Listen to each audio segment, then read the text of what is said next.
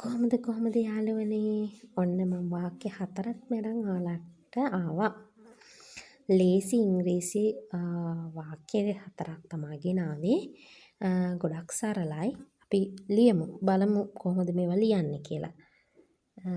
මේකේ පළවෙනි එක දින 5ක් තිස්සේ. කොහොමද ලියන්නේ? දින 5ක් තිස්සේ. for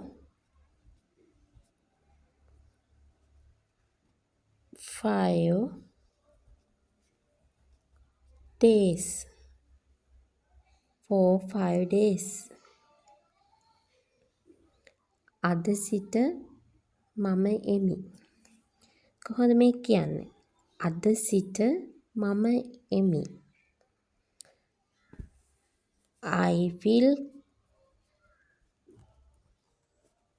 come. අද සිට මම එමි. from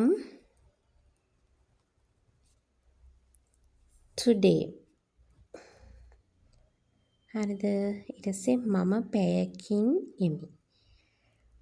මම පැයකින් එමි කියන්නේ කොහොමද? I shall. මෙතන will දාන්නත් පුළුවන්. shall come in an hour. I shall come in an hour.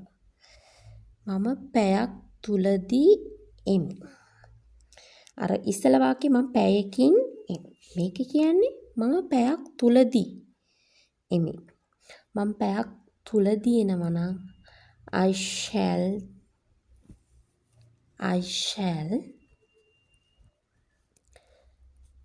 return within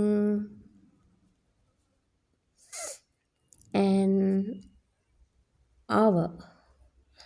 I shall return within an hour. මම පැයක් තුලදී එමි. අපි මුලින් ඉඳලා ආයේ මේ වාක්‍ය පහ කියමු බලන්න. දින 5ක් තිස්සේ. කොහොමද කියන්නේ? for 5 days. අද සිට මම එමි. I will come from today. මම පැයකින් එමි. I shall come in an hour. මම පැයක් තුලදී එමි.